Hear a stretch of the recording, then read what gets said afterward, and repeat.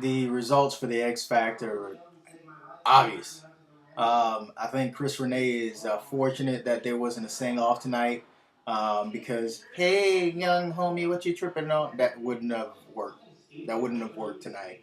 Um, it's really unfortunate that that my man is going home tonight. I thought that he should have definitely been in the final three with Josh Cratchit and Melanie Mara. Um, and I'm still kind of like perplexed. I'm not bothered by it. It's not that serious to me, but I'm just really, really perplexed that Chris Rene has been able to last this long.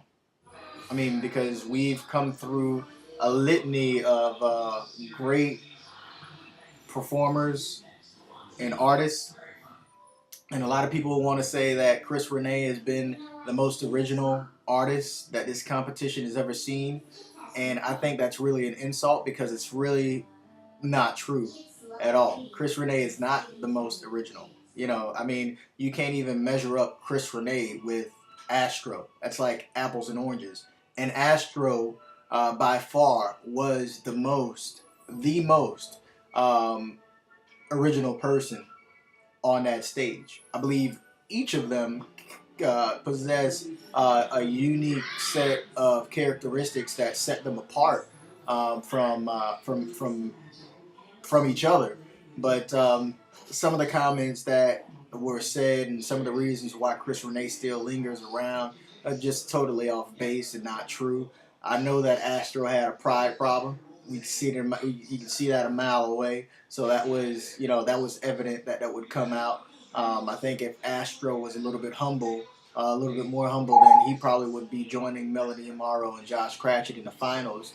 But again, it's really, really unfortunate that Marcus Canty had to be voted off today. I really, really believe that he should have been in the final three because he gave a more compelling argument with his talents as to why he should be there. Next week should be okay. Next week should be obvious who's going to not obvious who's going to win, but at least the final two.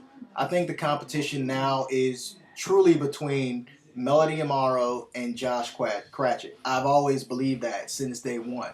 Those were my two people to win this competition.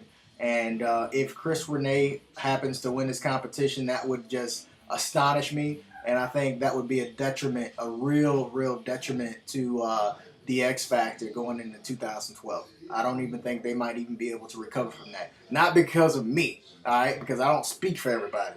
I'm just saying it doesn't make any sense that Chris Rene would win the X Factor because he really doesn't possess the X Factor. He just has an incredibly great story. I'm just being real. You know what I mean? I'm a judge. I'm gonna tell it how it is. I think these last few weeks that he didn't do well. You know what I'm saying? He didn't do well, and I don't think Marcus Canty deserved all the other criticisms that he was getting versus Chris Rene is not transcendent. Okay, just be real.